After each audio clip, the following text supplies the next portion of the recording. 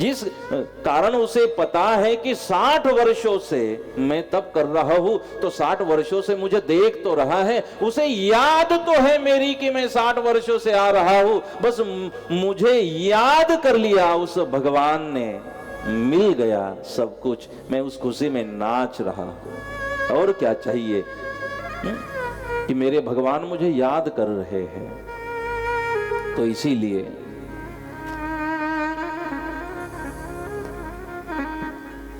हम साधना करें, कुछ करने की कोशिश करें, लेकिन कुछ करने का, क्योंकि देखो ये सेवा दान इसका अभिमान आ जाता है थोड़ा बहुत, लेकिन हमें तो विशेष तब लग जाता है जब लोग भक्ति और साधना का भी अभिमान कर लेते हैं। वो विशेष है। जो अभिमान को समाप्त करने वाली बात है उसी का हमें अभिमान आ जाता है। जैसे कि मुझे कभी अभिमान नहीं आता, मैं कभी अभिमान नहीं करता, हाँ कभी अभिमान नहीं करता, लोगों को इसका अभिमान आ जाता है।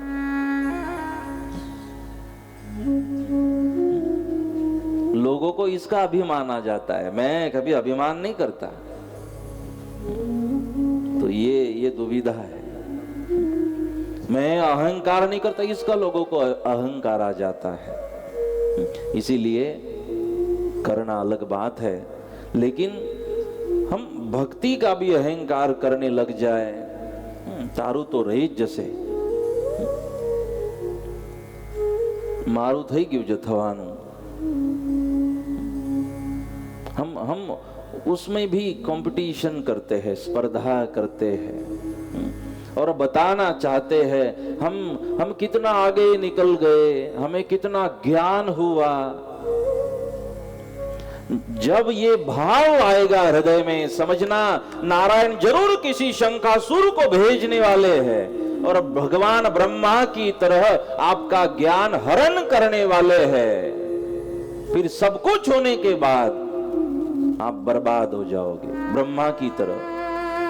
कितना ज्ञान, कितना बड़ा अधिकार भगवान ने दे दिया।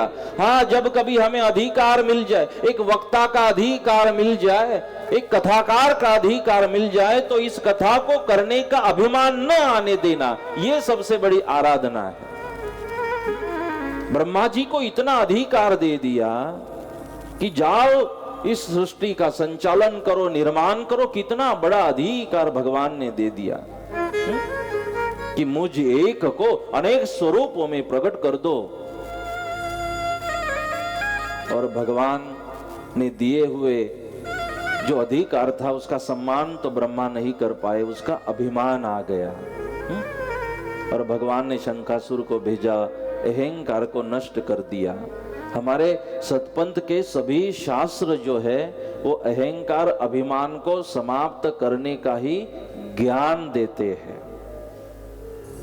अगर ज्ञान का उपयोग, सतपंथ के ज्ञान का उपयोग होगा, तो सतपंथ के ज्ञान के उपयोग से हमें इन अहंकार अभिमान को ही मिटाने की बात कही है और इसे मिटाने के लिए ही ज्ञान दिया है। इसे काट दो।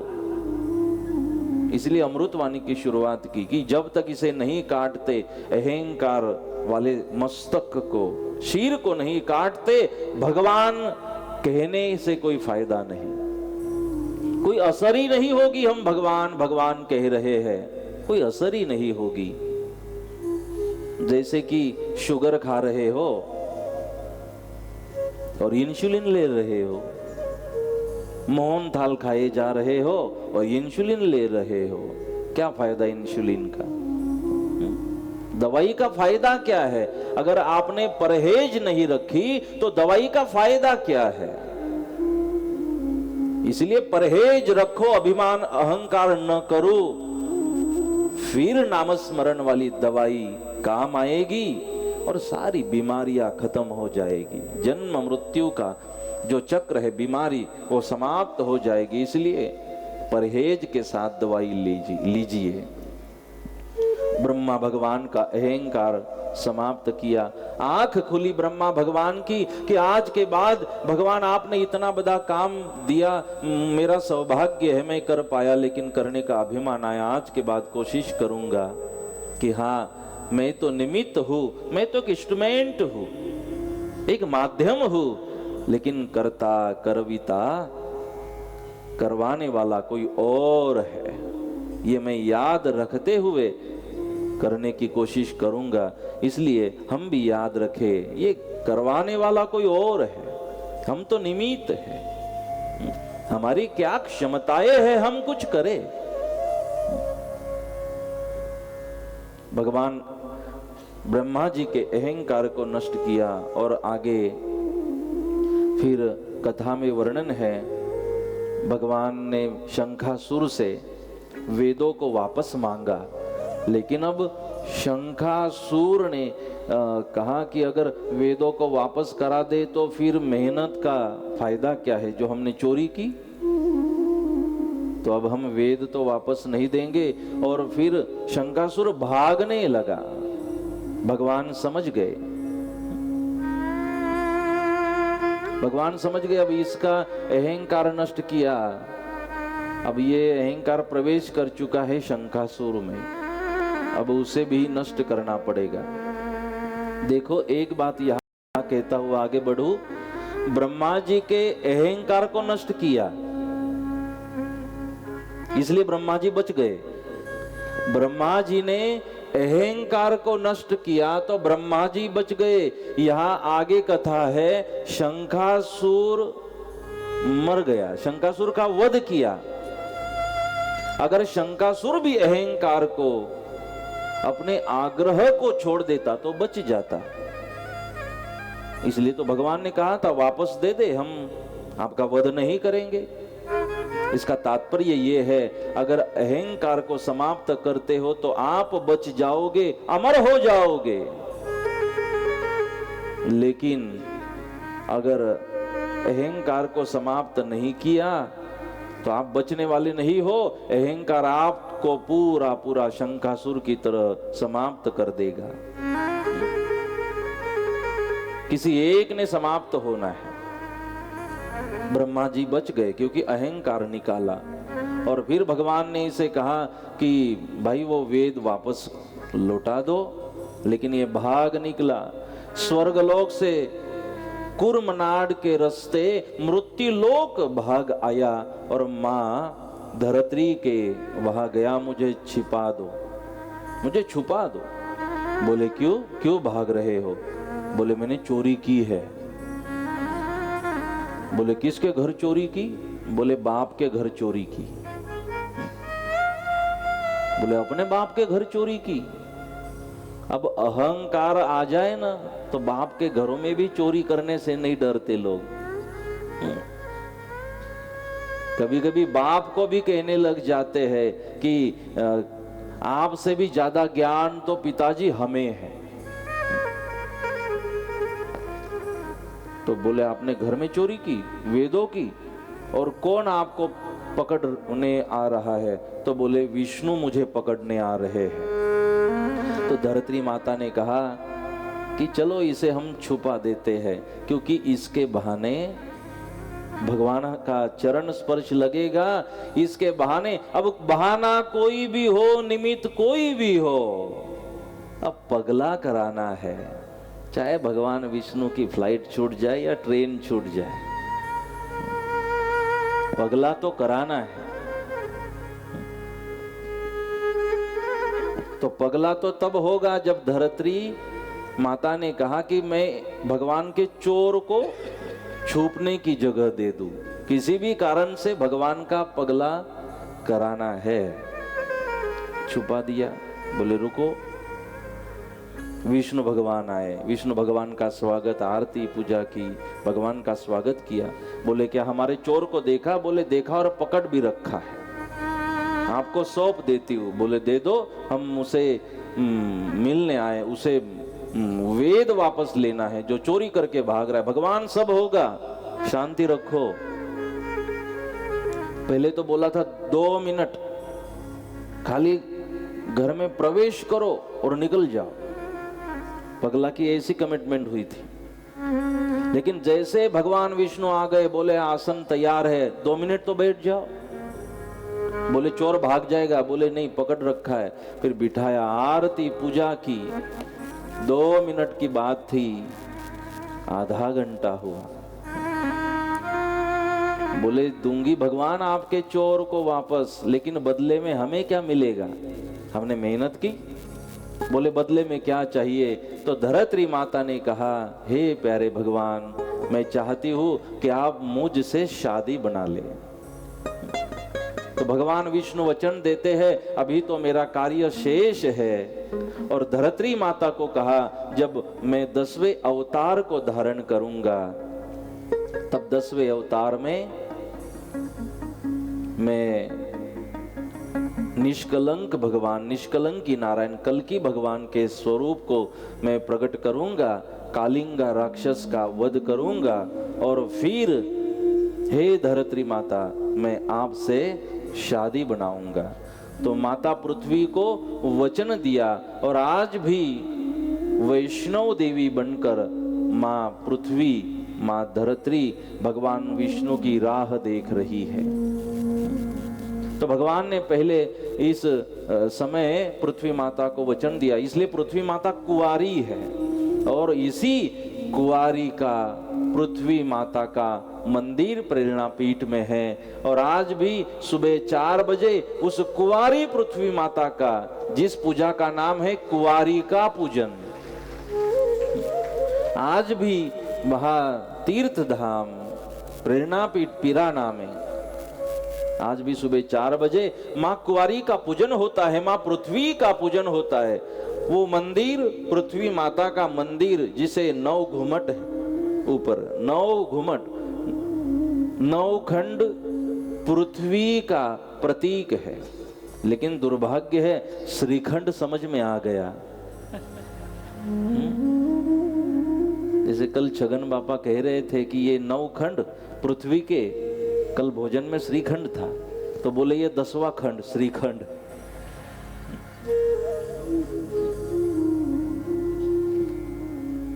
तो 9 खंड पृथ्वी माता का एक प्रतीक मंदिर वहां पर सदगुरुदेव ने बनाया, पृथ्वी माता का मंदिर बनवाया, क्योंकि माता की वहां पूजा करनी है जब तक भगवान नहीं आते। तो पृथ्वी माता की एक जगह वहां पर बनवाई। माँ पृथ्वी को वचन दिया, भगवान ने कहा अब तो मेरे चोर को दे दो। जब माता देखने गई तो चोर ने सारी बातें सुन ली थी। चोर ने कहा अब इनका गठबंधन हो गया दोनों का, अब ये तो अपने को पकड़ा ही देगी। तो अब रास्ता निकाला और पिछले दरवाजे से शंखासुर भाग निकला। पृथ्वी माता नाराज होकर कहती है, भगवान ट्रेन तो छूट गई। भगवान ने कहा ट्रेन छूट जाने दो, तेरा तो काम हो गया पगला का, वो जरूरी था। ट्रेन तो और भी पकड़ लेंगे। चोर भाग निकला, भाग जाने दे, लेकिन तेरा तो काम हुआ। बोले हाँ भगवान, हमें तो दर्शन हो गए। और फिर भगवान उस चोर को ढूंढने के लिए आगे निकल पड़े। आगे आगे वह चोर भाग रहा है और उसके पीछे भगवान भागते भागते जा रहे हैं। जैसे पृथ्वी पर भागने की और कोई जगह नहीं मिली, मां पृथ्वी ने भगवान से मदद करने की बात कही तो भाग निकला सप्त पाताल में। और जैसे पाताल में प्रवेश इस शंखासुर ने किया तो एक पाताल में प्रवेश हो रहा है।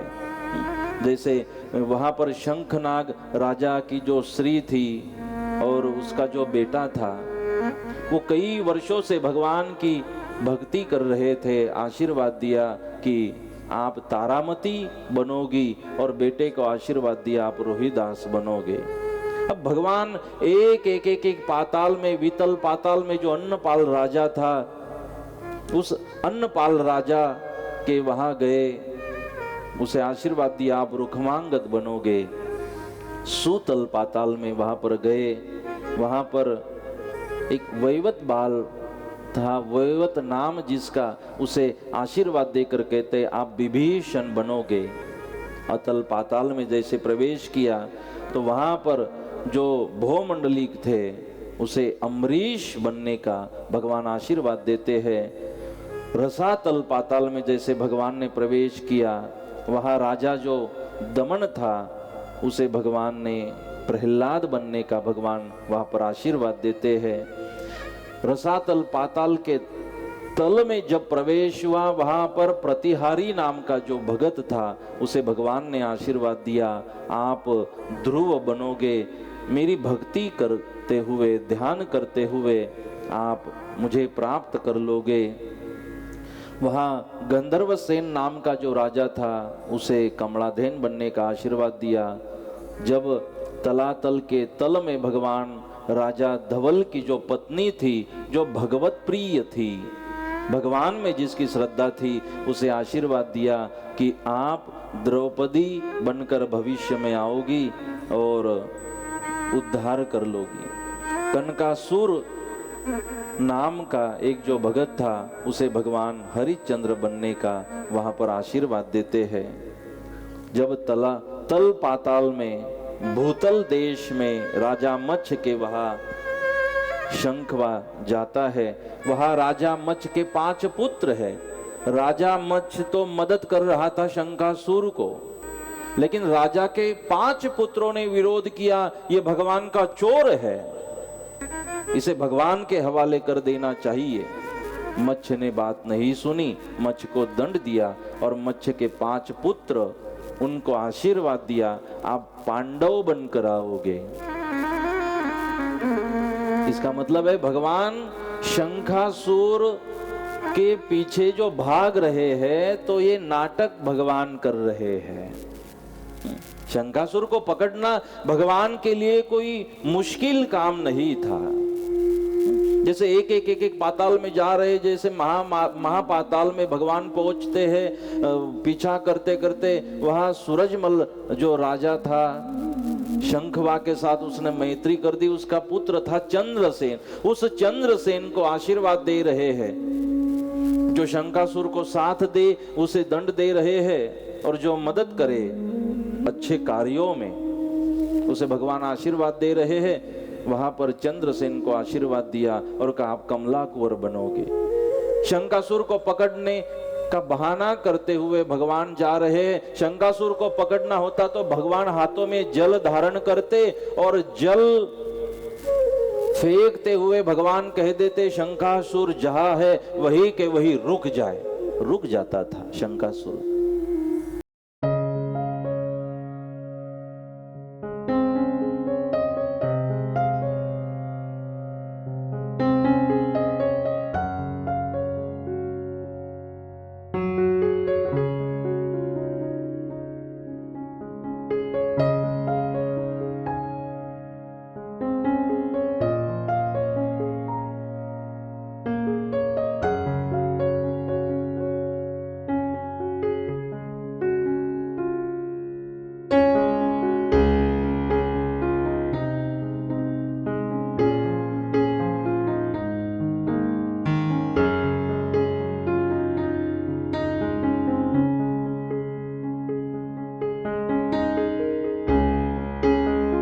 भगवान क्यों पीछा कर रहे हैं, एक पाताल में जा रहे हैं। उसे पकड़ने के बहाने जो भगत भगवान की भक्ति कर रहे हैं, भगवान का ध्येय तो उस भक्तों को मिलना है, उन भक्तों का उद्धार करना है। इसलिए उनका उद्धार करने हेतु भगवान वहां उसके पीछे पीछे जा रहे हैं। सब भक्तों का उद्धार किया।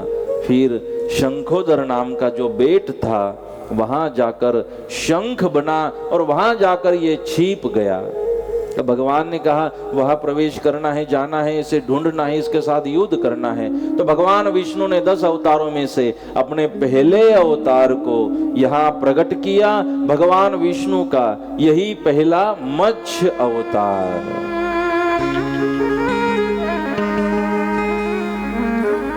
बोलिए मत्स्य भगवान की जय, मत्स्य भगवान की जय। भगवान ने अपना पहला मत्स्य अवतार धारण किया। वहां पर पाताल में भगवान प्रवेश करते हुए वहां शंखोदर नाम का जो बेट था वहां पर भगवान पहुंचते हैं। शंख के स्वरूप में छिपे उस शंखासुर को ढूंढते हैं। उसके पास जो वेद है उन वेदों को भगवान ने अपने हाथों में ले लिया और शंखासुर का उद्धार करने लगे। शंखासुर कहने लगा, भगवान आपने तो हमें, आप ही ने तो कहा था, आपके कहने से तो हमने चोरी की। बोले हमने ये भी तो कहा था वापस करा दो, लेकिन वो आपने नहीं सुना, क्योंकि हमें वही सुनाई देता है हमेशा जो हमारे फायदे का है, वो कभी सुनाई नहीं देता जो हम सुनना नहीं चाहते। वैसे भी मुझे पता है जो हम कथा में कहते हैं ना, जो मैं कहता हूं वो आप लोग नहीं सुनते। आपको जो सुनना है वही सुनते हो, और जितना सुनना हो उतना ही सुनते हो। चाहे मैं 6-6 घंटे बोलूं, आप उतना ही सुनते हो जितना सुनना है, वही सुनते हो जो सुनना चाहते हो। शंखासुर को कहा, ये कहा था चोरी करो, ये भी तो कहा था वापस करा दो, वो याद आया, वो सुनाई दिया, ये नहीं सुनाई दिया, इसलिए आपको दंड देना चाहिए। लेकिन आपने हमारी बात मानी, जो आशीर्वाद चाहिए मांग लो। तो शंखवा ने भगवान को कहा, आपके स्नान का अधिकार हमें दे दो। उस दिन से भगवान ने तथास्तु कहा। तो भगवान विष्णु को जब जब स्नान कराया जाता है, शंख में जल भरा जाता है, और जो शंख में जल भरा हुआ है उससे भगवान विष्णु को स्नान कराया जाता है। भगवान विष्णु के स्नान का अधिकार शंख को मिला। क्यों? शंख को वेदों का स्पर्श भी हुआ था, इस कारण से शंख पवित्र भी है। इसीलिए जैसे वेदों के स्पर्श से शंख पवित्र बना और अधिकार मिला स्नान का, उसी तरह इन वेदों के ज्ञान का स्पर्श हमारे हृदय को भी हो तो हृदय भी पवित्र बन जाएगा, और उस पवित्र हृदय से जब पुकार निकलेगी तब जाके वो भगवान को सुनाई देगी। इसलिए इस ज्ञान का, वेदों का स्पर्श हमारे हृदय को भी हो, जिससे हृदय पवित्र बनेगा। तो वहां पर शंखासुर का उद्धार भगवान करते हैं। सत्यवत राजा की भी वहां पर कथा सद्गुरुदेव बताते हैं मत्स्य अवतार के बारे में। भगवान ने वहां पर उस शंखवा का उद्धार किया। इसी चरित्र में रुक्मांगद नाम का एक भगत हुआ। रुक्मांगद नाम का जो एक राजा था, संध्यावली उसके घरवाली का नाम था, और धर्मांगद नाम का एक बेटा उनके वहां था। राजा का एक नियम था, राजा प्रतिदिन 1 लक्ष पुष्प भगवान को चढ़ाता था। एक बाग थी, उस बाग में से सेवक फूल चुन कर ले आते, एक फूल लेकर फूल भगवान के चरणों में चढ़ाता और भगवान का स्मरण करता। फूल लेता, फूल चढ़ाता और भगवान का स्मरण करता। अपने आप 1 लाख बार भगवान का जाप हो जाता। नियम बनाया रुक्मांगद ने। अब धीरे धीरे क्या हुआ कि 1 लाख फूल चाहिए थे, फूल कम पड़ने लगे। जब पता किया तो कोई चोर आकर चुरा कर ले जा रहे हैं। राजा ने आज्ञा की उन्हें पकड़ो। जब पकड़ा, एक विमान में आते थे बैठकर। अब उस विमान को पकड़ना है तो इन्होंने बैंगन के पेड़ की जो सूखी लकड़ियां है, उन बैंगन के पेड़ की सूखी लकड़ियों को जलाया और जो धुआं निकला जो अशुद्ध था, क्योंकि बैंगन को शास्त्रों में अशुद्ध कहा है, ये आहार में नहीं आता। ये जो अलग दुनिया बनाई ना, उस दुनिया का ये वेजिटेबल है बैंगन, रिंगन। अब इसे भी निषिद्ध कहा गया अपने शास्त्रों में बैंगन को, इसलिए बैंगन नाम है, बेगुन, इसमें गुण है ही नहीं, इसे निषिद्ध कहा। बैंगन की लकड़ियों का धुआं जलाया जो अशुद्ध था, और जो विमान था वो जमीन पर आकर गिर पड़ा। इसलिए बैंगन को मना शास्त्रों ने इसलिए किया है कि उसमें कोई गुण नहीं है, उसमें कोई विटामिन्स नहीं है। उसको ग्रहण तो करते हैं, लेकिन ग्रहण करने से उससे शरीर को कुछ नहीं मिलता, कोई एक तत्व बैंगन से नहीं मिलता शरीर में। लेकिन हाँ, उसे पचाने के लिए शक्ति जरूर खर्च हो जाती है। एक फायदा है, थोड़ा स्वाद मिल जाता है और पचाने में शक्ति खर्च हो जाती है, लेकिन बैंगन खाने से कोई तत्व नहीं मिलते। ये शास्त्रों की बात है। इसलिए बैंगन के लकड़ियां जलाई और फिर विमान गिर पड़ा। पकड़ के ले गए राजा के सामने, बोले कौन? बोले इंद्र के दूत। अच्छा, आप इंद्रलोक से आते थे, स्वर्गलोक से, और मेरे बाग के फूल सीधे स्वर्ग में जा रहे हैं, तो वाया देने की जरूरत क्या है? तो फिर ले जाओ, प्रतिदिन मेरे बाग में आकर पुष्पों को ले जाना, जितने चाहिए। बोले ठीक है। बोले मुझे पता नहीं था चोर कौन है। वापस जाकर फूल लिए और विमान में बैठे, लेकिन अब विमान उड़ नहीं रहा था। तब उन दूतों ने कहा कि ये तो अब तब उठेगा जब किसी ने 11 का व्रत किया हुआ हो, एकादशी। जिसने 11 का व्रत किया हुआ हो, ये कृता युग की कथा है। जिसने 11 का व्रत किया हुआ हो, अगर उसने यहाँ पर पुण्य अर्पण किया तो उठेगा। बोले हमें पता ही नहीं 11 क्या है, व्रत क्या है, भजन क्या है, भक्ति क्या है। तो गांव में लगभग ये व्रतों की महिमा, और उसमें भी 11 की महिमा किसी को नहीं पता। लेकिन बोले भूल से भी व्रत हुआ हो तो चलेगा। तो सेवक जब गांव में ढूंढने गए तो एक पति पत्नी का झगड़ा हुआ था, और झगड़े के कारण पत्नी घर से बाहर आकर बैठी थी कि मैं आज तो सुबह से जल नहीं पिया, और मैं आज तो जल ही नहीं पीऊंगी, कुछ खाऊंगी भी नहीं। जो ढूंढने गया था उसने पूछा क्यों? बोले घर वाले से झगड़ा हो गया है, आज कुछ खाना पीना ही नहीं है। तो सेवक ने कहा ये भूखी है, उसे ले गए वहां पर। राजा को कहा ये झगड़े के कारण भूखी है। बोले चलो भूल से भी अगर व्रत हुआ है तो बोले संकल्प करो। उसने संकल्प करने से विमान उठा और निकल गया। मतलब भूल से भी व्रत हो जाए तो समझ लेना उसका भी फल भगवान देते हैं। और जब कुछ भोजन तो करना है, भूख लगी है, भोजन नहीं मिल रहा, तो समझ लेना भगवान हमसे व्रत कराना चाह रहे हैं। जब भोजन ना मिले तो समझ लेना कुछ व्रत कराना चाह रहे हैं, हमसे व्रत करा रहे हैं। और जब मिल जाए तो समझ जाना भगवान ने व्यवस्था कर दी। ना मिले तो समझ लेना व्रत कराना चाहते हैं, ये भी सही। एक उस 11 के व्रत की महिमा वर्णन की।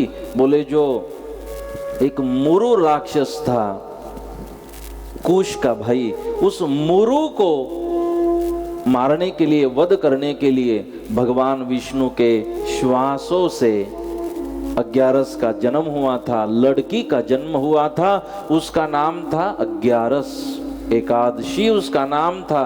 और फिर क्योंकि मैं किसी पुरुष के हाथों न मरूं ये वरदान था, तो एक श्री के हाथों उस राक्षस मुरु का भगवान वध करते हैं और भगवान खुश हो गए एकादशी के ऊपर और एकादशी को कहा मांग लो। तो एकादशी ने वरदान मांग लिया था कि भगवान एक काम करो, मुझे ऐसा वरदान दे दो कि जिस वरदान से आपकी भक्ति होगी और मेरी महिमा बढ़ेगी। इसलिए भगवान ने वरदान दे दिया कि एकादशी का व्रत करो तो मेरी भक्ति भी होगी और एकादशी का व्रत करने से इसकी महिमा भी बढ़ेगी। एकादशी को आशीर्वाद दिया, वरदान दिया। और फिर राजा ने कहा अगर 11 का व्रत करने से, एकादशी का व्रत करने से इतनी महिमा है तो सबको कहा सब व्रत करेंगे और सब ने व्रत चालू कर दिया। कोई माता एकादशी के दिन अपने बालक को, छोटे बालक को भी दुग्ध पान नहीं कराएगी।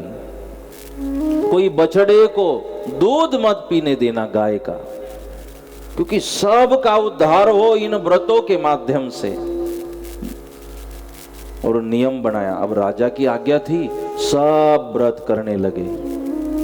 अब क्या हुआ, व्रत करने से, नियमों का पालन करने से, व्रत के कारण इंद्रियों को काबू करने से, व्रत के कारण मन को काबू करने से, व्रत के कारण साधना नामस्मरण करने के कारण अब मन को जीत लिया, 10 इंद्रियों को जीत लिया। अब वासनाएं समाप्त हो गई। वासनाएं समाप्त होने के कारण कोई नरक में जा नहीं रहे और सब अपने निज धाम को जा रहे हैं।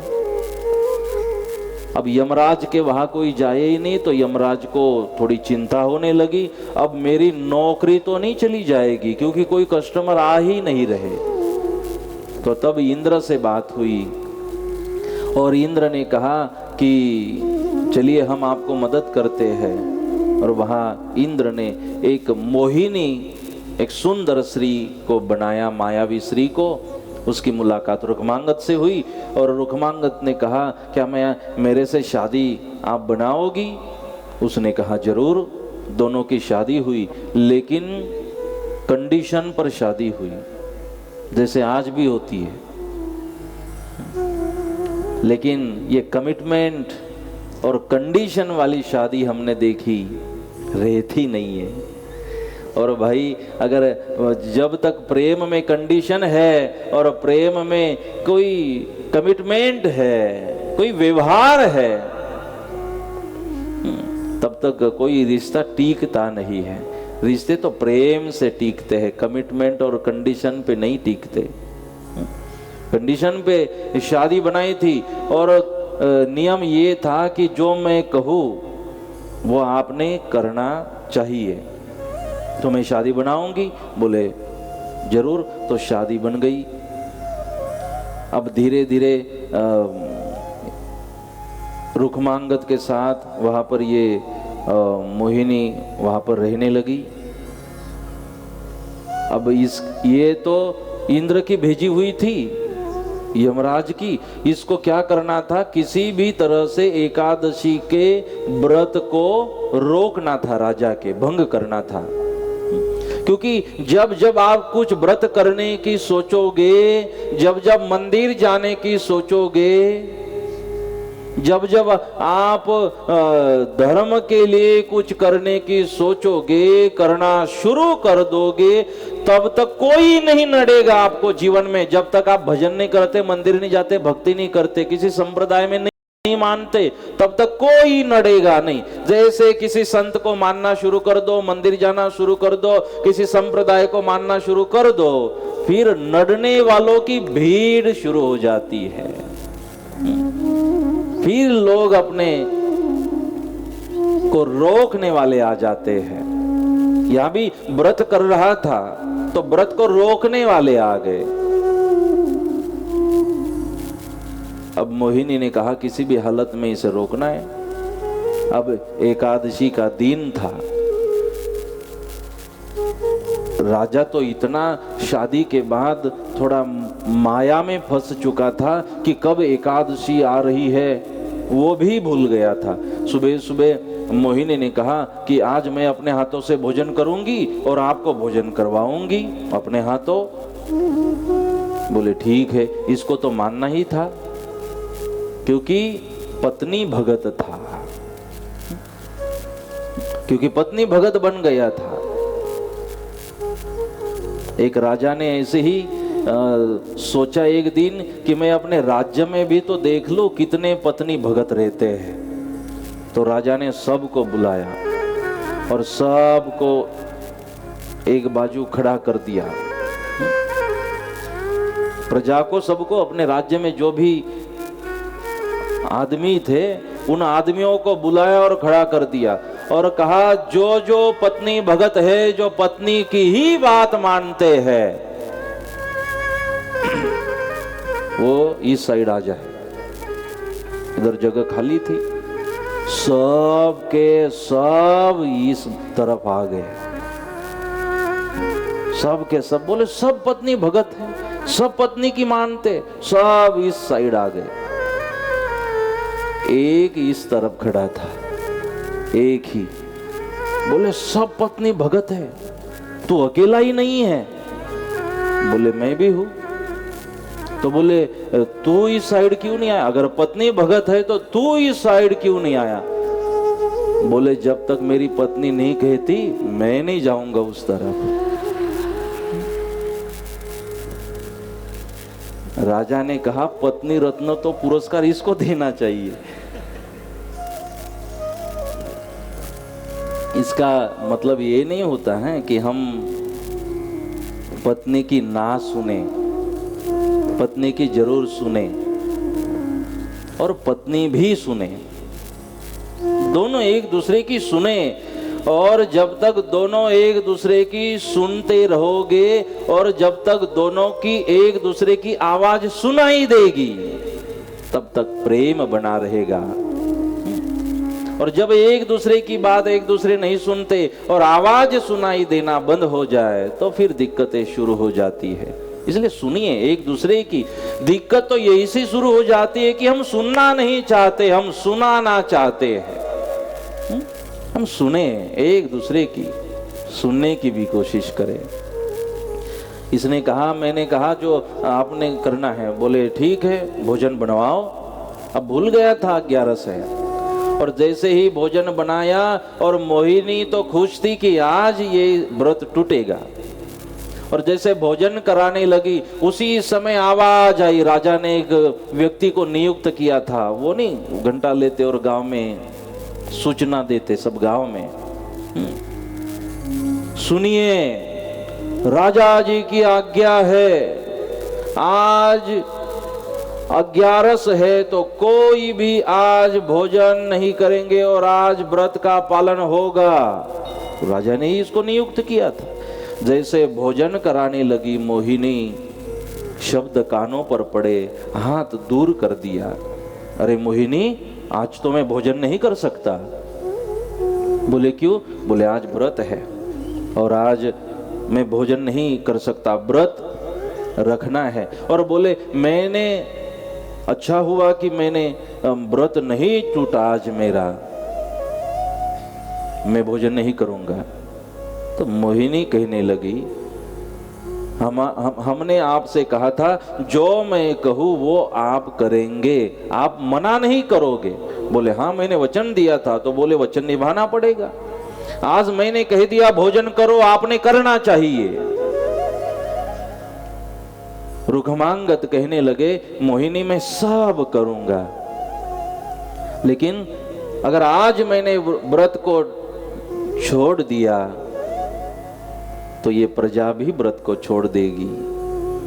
मैं खुद कर रहा हूं इसीलिए तो आग्रह कर सकता हूं, लेकिन मैं ही ना करूं तो मैं प्रजा को कैसे आग्रह कर सकता हूं? मैं ही गलत हूं तो मैं कैसे सबको उपदेश कर सकता हूं? मोहिनी गलत है। अगर मैं ही रास्ते से भटक गया तो ये सब भटक जाएंगे, इसलिए मैं व्रत नहीं छोड़ सकता। मोहिनी आग्रह करने लगी, फिर क्यों आपने मेरे से वचन दिया? रुक्मांगद कहने लगे दूसरा कुछ मांग लो। तब मोहिनी ने कहा दोगे जो मैं मांगूंगी? बोले हाँ।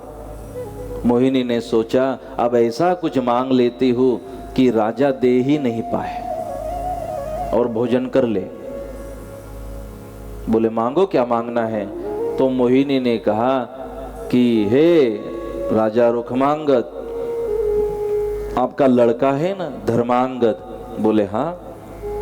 बोले मुझे आपके उस लड़के का सर काट कर दे दो,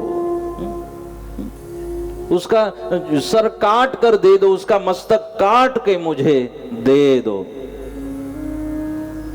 रुखमांगद कहने लगे, अरे मोहिनी, कैसे मैं अपने बेटे का सर काट सकता हूँ, कैसे उसकी हत्या कर सकता हूँ मोहिनी? एक बाप अपने बेटे का मस्तक कैसे काट सकता है? बोले अगर आप आपके बेटे का सर नहीं दे सकते तो फिर भोजन कर लो। मैं भी समझती हूं कि कैसे सर काट सकते हो, तो भोजन कर लो। तो भोजन तो कर सकते हो। राजा रुखमांगद कहने लगे कि मैं भोजन भी तो नहीं कर सकता मोहिनी, मैं व्रत को छोड़ नहीं सकता, मैं किसी को क्या आग्रह कर सकता हूँ? राजा ही अगर गलत काम कर रहा है तो प्रजा कैसे रुक सकती है?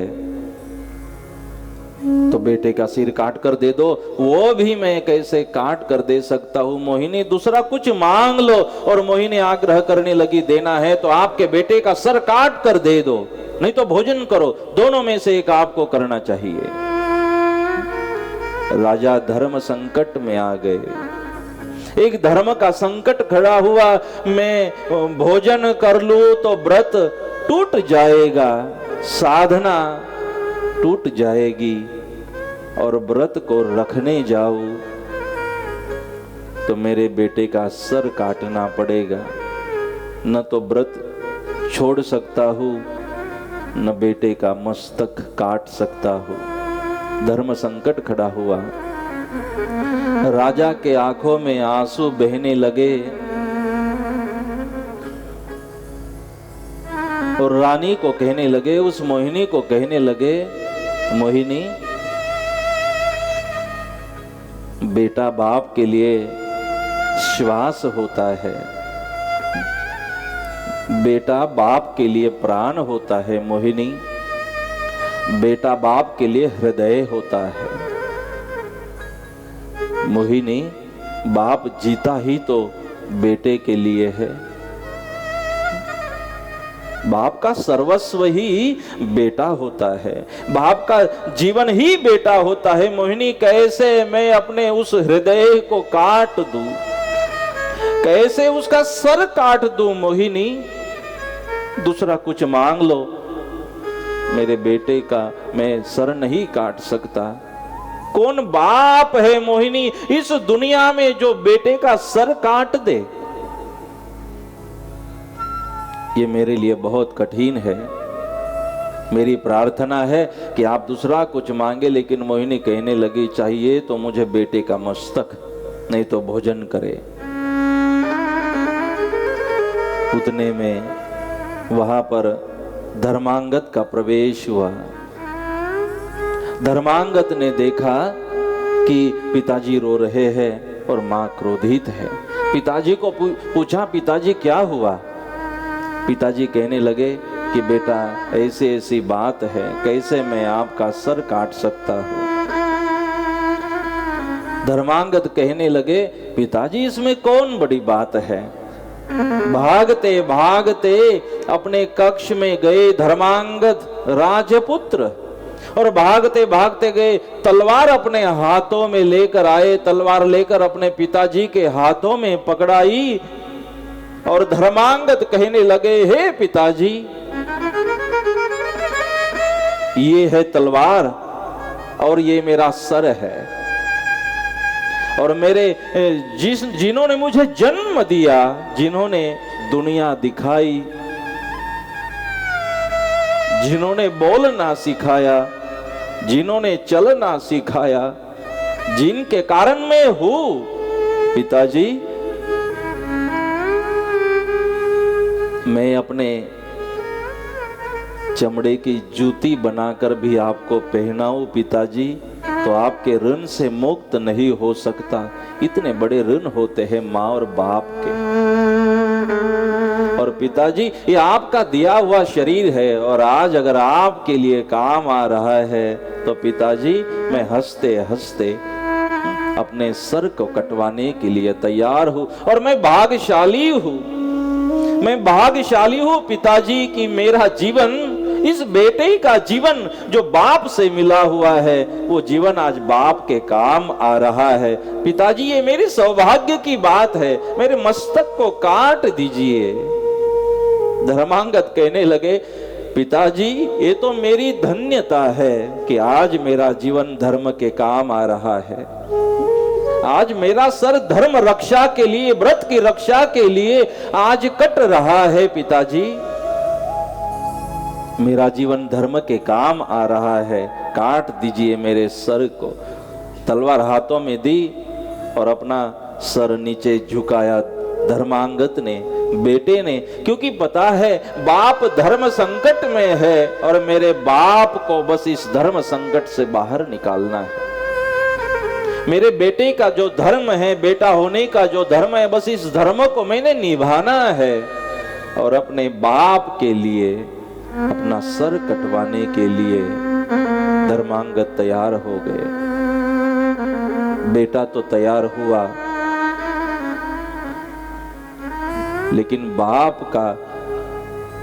बाप की हिम्मत नहीं हो रही थी कि तलवार उठाए और बेटे के गर्दन पर तलवार चलाए। धर्मांगद समझने लगे। धर्मांगद ने हाथों को पकड़ा, हाथ ऊपर किए अपने बाप के और कहा कि पिताजी तलवार चलाइए, चाहे मेरा वध हो जाए, सर कट जाए, लेकिन ये व्रतों की महिमा, ये संस्कार रहने चाहिए। पिताजी आप राजा हो, अगर आप ही आपके कर्तव्यों को भूल जाते हो तो प्रजा का क्या होगा। पिताजी इस व्रत की महिमा से कितनों का उद्धार हो रहा है, कितनों का कल्याण हो रहा है। कल्याण करने वाला ये व्रत रहना चाहिए, सब का उद्धार होने वाला ये व्रत रहना चाहिए। ये धर्म की महिमा, ये संस्कृति, ये संस्कार रहने चाहिए पिताजी। और इसके लिए अगर इस बालक का बलिदान देना पड़े तो ये बालक तैयार है। हाँ पिताजी, देश तो तब बचता है जब कोई बलिदान दे, धर्म तो तब बचता है पिताजी जब कोई बलिदान दे। ये देश बलिदान से बचता है, ये धर्म बलिदान से बचता है। हाँ ये धर्म, ये परंपराएं, ये देश बलिदान चाहता है। और जब तक धर्म के लिए और देश के लिए बलिदान देने वाले धर्म के और इस देश के सपूत है, जो धर्म से प्रेम करते हैं, जो देश से प्रेम करते हैं, अपनी आहुति देना चाहते हैं, जब तक ये सपूत है तब तक धर्म का और देश का कोई कुछ बिगाड़ नहीं सकता। जब तक ये सपूत है इस देश के, भारत मां के और इस धर्म के जो सपूत है। हाँ सपूत हम कह रहे हैं तुलसी बापा को, हम सपूत कह रहे हैं आदि जगत गुरु करसनदास महाराज को, हम सपूत कह रहे हैं गुरुदेव जगन्नाथ महाराज को, हम सपूत कह रहे हैं नानक दास महाराज। इस परंपरा को सपूत कह रहे हैं। नथुराम बापा, रामदास बापा, हमारे शिवगन दास जी महाराज का दिया, ये सपूत है। हाँ इन्होंने धर्म रक्षा के लिए और धर्म के लिए अपना बलिदान दिया है, अपना जीवन दिया है। और जब तक ऐसे सपूत है, किसी की ताकत नहीं धर्म को नुकसान करे और इस देश को नुकसान करे। जब तक सपूत रक्षा के लिए हाथों में शस्त्र धारण किए खड़े हैं, भारत मां के सपूत, जब तक ये बलिदान देने वाले सपूत है, धर्म और देश का कोई कुछ बिगाड़ नहीं सकते। अपने पिताजी को धर्मांगद कह रहे हैं, पिताजी धर्म तो तब बचेगा जब बलिदान होगा, देश तो तब बचेगा जब बलिदान होगा। इसलिए भयभीत मत होइए, भागिए मत, रुकिए मत, चाहे बलिदान क्यों ना देना पड़े दे दीजिए, लेकिन धर्म और देश की, राष्ट्र की सुरक्षा कीजिए, अपने संस्कृति संस्कारों की सुरक्षा कीजिए। इसीलिए तो जीवन है। मैं अपने जीवन को पुष्प बनाऊं और अपने जीवन रूपी पुष्प को भगवान के चरणों में धरा दूं, मैं ही पुष्प बन जाऊं। इसीलिए धर्मांगद ने कहा, बलिदान तो जरूरी है पिताजी, लेकिन ये संस्कृति, ये महिमा बचनी चाहिए। अपने हृदय को कठोर किया उस बाप ने, रुक्मांगद ने अपने हृदय को कठोर किया। अपने हृदय को कठोर करते हुए तलवार को ऊपर उठाया, हाथ कांप रहे थे। कैसे बेटे के सिर पर तलवार चल सकती है? जिस बेटे को संभाला, जिस बेटे को प्रेम दिया, जो बेटा सर्वस्व है, बेटे को थोड़ी खरोच आ जाए तो बाप के आंखों में आंसू आ जाते हैं। बेटे ने कह दिया, पिताजी आज पेट में दर्द है, तो बाप तुरंत कहता है, बेटा हॉस्पिटल जाकर आप चेकअप करवा लो। बेटा कहता है, पापा पिताजी थोड़ा सा है। बेटे के लिए थोड़ा सा दर्द हो, लेकिन बाप के लिए बहुत बड़ा दर्द बन जाता है।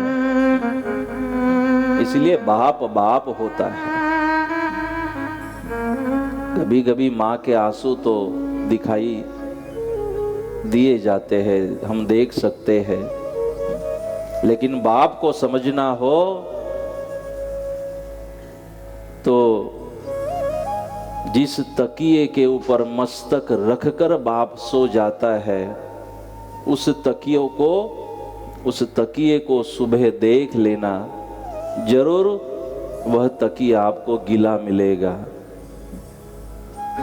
क्योंकि रात में बेटे की याद में और बेटे के लिए बाप के आंखों से आंसू बहे हैं, आंसू बहते रहे हैं, वो बाप है।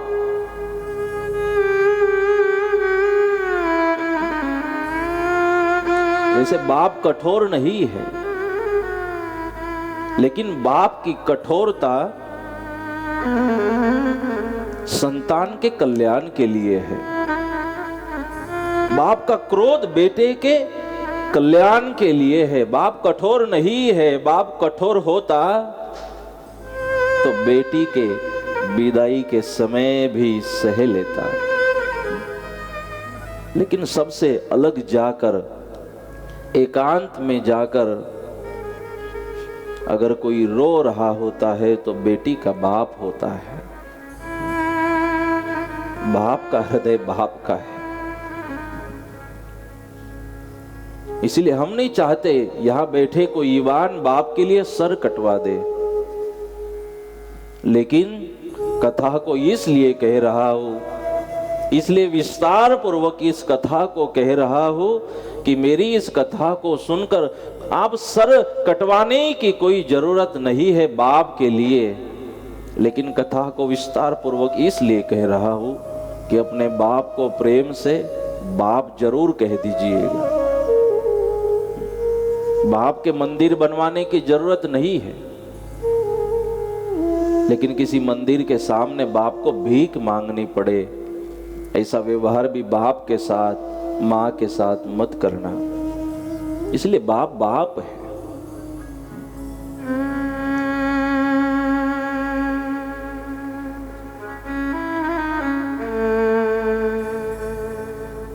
बाप के हृदय को तोड़ना, बाप की भावनाओं से खेलना भगवान के प्रति की गई धृष्टता है, भगवान के प्रति अपराध है। इसीलिए रुक्मांगद कहने लगे, बेटा हम आपका सर कैसे कटवा सकते हैं? हृदय कठोर किया। अब धर्म रक्षा के लिए जैसे तलवार चलाने लगे, आंखों को बंद कर लिया, क्योंकि खुली आंखों से बेटे का मृत्यु नहीं देख सकता है बाप।